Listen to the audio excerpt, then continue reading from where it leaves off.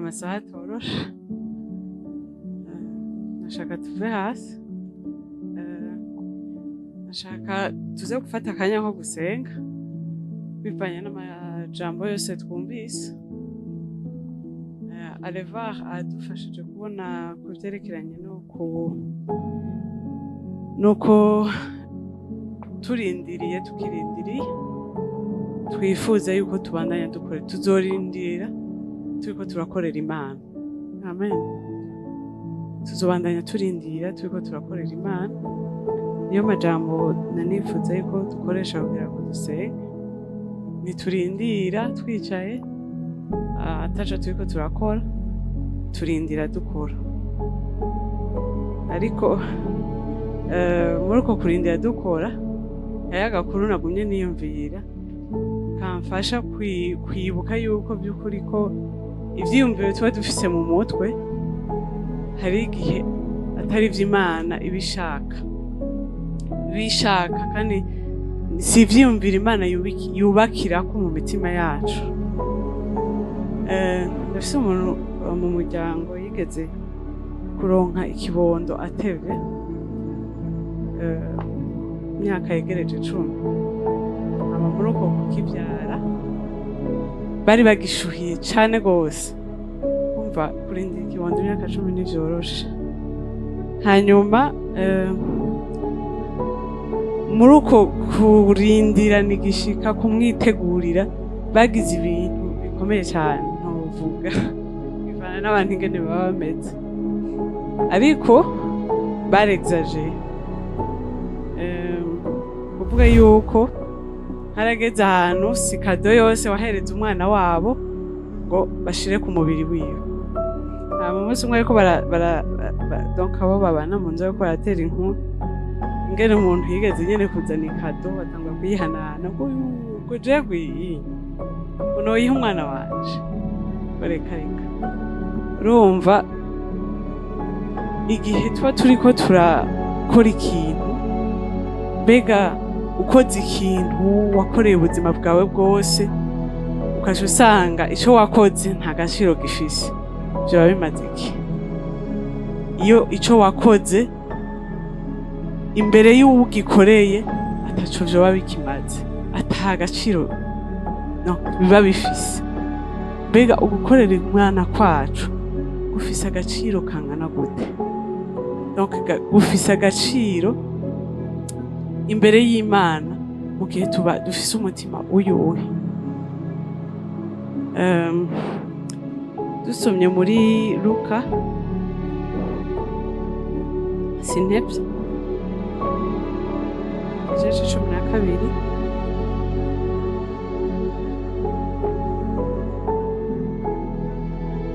wa 35 gushika kuri 37. Nishaka Bibiliya k'ikirundi tumuhereze mikrofone.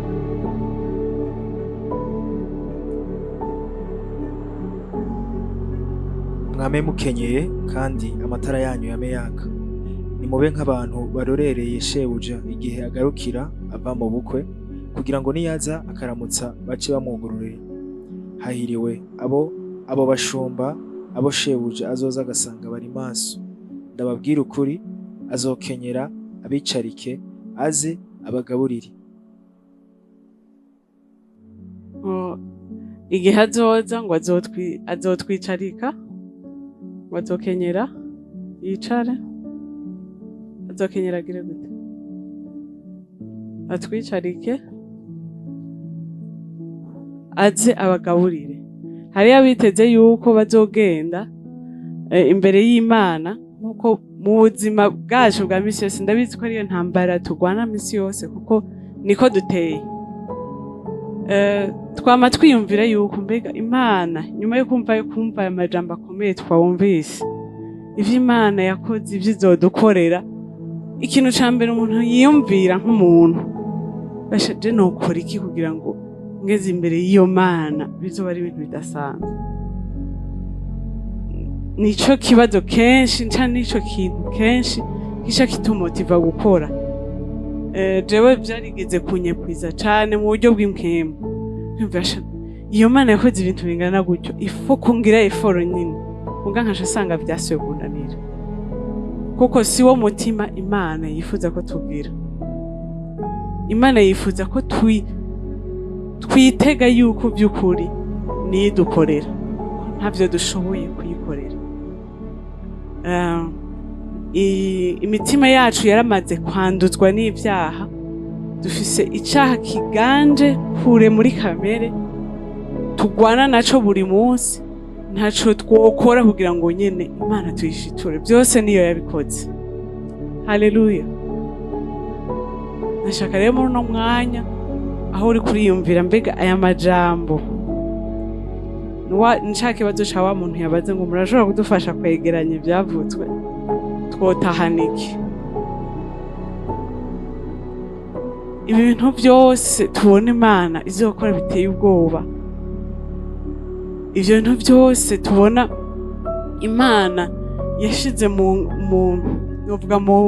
muri plan yayo biteye ubwoba, iriko iriyumvira umwana w'umuntu kuva mw'iremwa, imushiraho imugize novuga imuha autorite, imuha ubuntu budasanzwe bwo kumurema mw'ishusho yayo kugira ngo abe ari wategeka aganze isi yose, maze kw'isi yose yerekane abe ari we atwara, yerekana agaragaza by'ukuri yuko Imana ari nziza iganje. Mugabo n'uwundi umuntu yarananiwe, ariko ngene icishira mu ngiro plan yindi yiyumviriye ibihe bitarabaho y'ingene yoza kumucungura, isubira kugira plan yindi yo kumusava, isubira kugira plan yindi y'ingene yoza kumucungura kugira ngo aho agatima ka rebellion kamaze kuja mu mutima wiwe atagishobora gukorera Imana nezerewe, atagishobora kugaragaza Imana nkuko yari yarabigenye, itegura indi plan yo kumusava, iraza yambara umubiri w'umwana w'umuntu irapfa, Imana iyambara umubiri ishusho y'umushumba w'ukuri ashitse ubugombe bw'Imana nkuko byategerejwe. Haleluya. Muri uko kuyikorera ni ukwitega yuko by'ukuri uko yama iduserva misi yose n'ubu ibandanye iduserva, ni muri uwo mutima tubona servisi y'Imana ku bantu idahagarara, ni muri uwo mutima dupwiza dusubiramwo uko kuntu novuga ntiyadusabye ikintu iyo nyene itari yiteguriye gukora, yakoze n'ibirenze. Aho dusaba gukoreranira ni kubera ariyo yadukoreye, kandi dusomye amajambo avuga yuko ngo niyashika by'ukuri ngo azokenyera ngo atwicarike maze atangure kuduserva. Ni muri uko gutangara, ni muri uko kuyitegereza dushobora gukuraho umutima uko turindira dukorera Imana, ariko ni tuyikorera kubera ivyo twiteze yuko duhava tuyihereza. Tuyikorera kuko niyo yatweretse ingene tuyikorera, tuyikorera ko niyo idushoboza, niyo aza gushitsa ico yasezeranye, ikatureka ikatwambika umubiri tukazosa nayo, ikadutuma twitegereza ivy'amaso yacu atigeze yibwira. N'ubuntu bwayo bwonyene, n'ubuntu bwayo butuma dusubizwamwo intege aho twacitse intege, aho tubona yuko bitokunda yuko duhimbara Imana, ariko yoyo kubera ihimbawe natwe nico gituma tuzobandanya tuyirindiriye tuyiserva. Shaka abaririmbyi badufashe turirimba ijya ndirimbo ivuga ngo ni byiza kugukorera, hanyuma umuntu wese afata akanya ko kuyisengera, idufashe kumenya by'ukuri uwo mutima yifuza ko tubandanya tugaragaza muri ubuzima bwacu, iduhamagarira kuyikorera.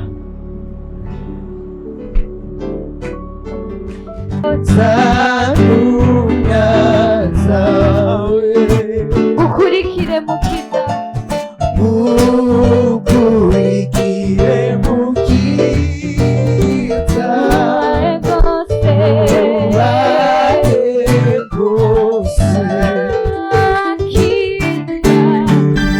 Yesu tukudugirije ibiganza mwami muri kino gitondo ari we wadushoboje mwami kuza kumviriza ijwi ryawe, aho mwami waduhamagariye kandi gusubira kumva kandi ibikorwa bitangaje mwami, iyo wamudukorera mwami kandi wamye udukorera mwami, biduhamagarira kandi kuza hafi yawe, biduhamagarira kandi kuza kwikubita imbere yawe mwami, kuko mwami tutabereye mwami ukugira neza kwawe nkuko tubona mwami, mwami nk'ukugirira mwami abo wakunze, ukugirira mwami abo wihegereje hafi. Ntavyo twoshobora mwami, ntacyo twari gukora kugira ngo tubironke, ntacyo twari gukora kugira ngo twigizwe hafi yawe, ntacyo twari gukora mwami kugira ngo dukundwe nawe mwami. Twarabatabwa kandi mwami twarabo gushigwa kure yawe mwami. Imitima yacu mwami yari yuzuye ubugararije, yari yuzuye ubugararije mwami, utashobora kumvira mwami ijwi ryawe mwami, utashobora kumvira mwami ijambo ryawe, utashobora kumvira mwami icyo uduhamagarira kuba Yesu. Icyo kubera mwami waje ukaba umwami umushumba uhoraho, icyo twarakigizwe mwami. Mwami waduhaye mwami wo mutima mushasha wo gukunda ibyawe, wo kugukorera mwami, ariko tukagukorera mwami tukunezererewe, tugukorera mwami kubera mwami twatahuye urukundo rwawe, tugukorera mwami n'ibishwarara mwami by'imigenderanire itangaje ihari hagati yacu nawe. Ngo n'ubuntu butangaje Yesu, yego mwami haracyariho mwami iminsi usanga mwami turiko turanigana, usanga mwami twananijwe, usanga mwami hari ibyatugoye, ariko mwami ntusiba mwami kuduhagarara kuza mwami imbere y'inyundo zawe. Dusubire kandi kongerwa intege, dusubire kandi gusukwa k'ubuntu bwawe, kugira ngo usubire kandi dusubizwe ku nzira mwami yo kukunezereza. Naho twonanirwa inshuro ibihumbi mwami, urukundo rwawe ruduhamagarira hafi yawe inshuro ibihumbi 10.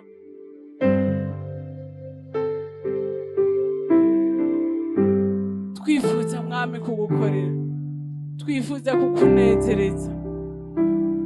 Ivyo turazi ko tutobishobora mwami mu nguvu zacu, ivyo turazi ko tutobishobora mwami na gatoya, turazi ko dufise intege nke, turazi yuko mwami umwasi adukandamiza, turazi yuko mwami byinshi bitunesha, ariko mwami tuje tukwitegereza, kuko mwami wewe niwe utubwiye yuko ni wowe mushobozi wa, niwe udushoboza, niwe uduha kunesha, niwe uduha mwami kuba ubuzima buguhimbara, niwe uduha mwami kuburondera, niwe uduha mwami kukuririra gushika bizoshoboke, niwe uduha mwami inzara n'inyota ko tubananya, niwe mwami duhamagarire, niwe mwami, niwe mwami, niwe mwami udukorera, niwe wadukoreye mwami mu kuduha ubuzima, niwe wadukoreye mwami mu kuhambwa ku musaraba bwacu, niwe wadukoreye mwami. None mwami twifuza gukurikira mwami ibyo shusho twabonye, kuko ntarihwanye naryo. Twifuza mwami kugukorera, twifuza kugukorera nkuko twabonye mwami wakoreye data mu buryo bwuzuye. Twifuza mwami kuba muri iyo harmoni ihari hagati yawe na data, twifuza mwami kuba muri uko kugutazira, twifuza mwami kuzokubona ibihe byose. None ngwino mwami udutware mwami mu mababa yawe. Ngwino mwana utwigishe, ngwino mwami bane natwe, ngwino duhagurutse, ngwino tunagure. Ni benshi mwami bari ngaha utazi ibyo bariko barabamwo. Hari benshi bashobora kuba baje mwami batabona na kimwe, batabona mwami urukundo rwawe, ariko ndazi ko ataho rudashika. Tukwinginga mwami nk'abana bawe kugira ngo mwami wongere unagure imitima yacu. Twifuza nko kujya Dawidi yakubwiye, twifuza gusubira kuguhimbaza, twifuza gusubira kukunezereza, twifuza mwami gusubira mwami kuzoririmba, twifuza gukora ibyo ugomba. Ni wowe mwami twifuza gukurikira, ni wowe mwami twifuza gusa nawe, ni wowe twifuza mwami kwama twitegereza aho Satani atunaniza, aho bitwangira mwami kukwama tukuronderana n'umutima wacu wose mu ijambo ryawe. Twifuza kuza ukabana natwe mwami muri uyu mwaka mushasha mwami, muri iyi ntambara mwami igiye kuba mwami muri undi mwaka. Twifuza ujane natwe, twifuza ubane natwe, twifuza utuneshereze, twifuza udufate ukuboko, twifuza kukumenya, twifuza kugumana nawe, twifuza kuguhimbaza, twifuza kukunezererwa, kuko mwami ibyo tutadufise ntabwo twoshobora kukurorera, ntabwo twoshobora mwami kubandanya tukurindiriye. Mwami turindiriye umukunzi, tukurindira kuko tuzi kuri umukunzi kandi tuzi urukundo rwawe. Ngwino udushoboze, ngwino utwereke urukundo rwawe, ngwino duhe kukwisunga, ngwino duhe kuba hafi yawe mwami, kuko nta n'umwe ahwanye nawe. Ntacyo turutira ico mwami, naho mwami intege z'umubiri zobitwaka mwami, ntacyo turutira kubana nawe, ntacyo turutira mwami kugutazira imisi yacu yose, ntacyo turutira mwami kukunezereza mwami, aho tuzohagarara imbere y'inyonga zawe mwami ukavuga ati warakoze neza, warakoze neza.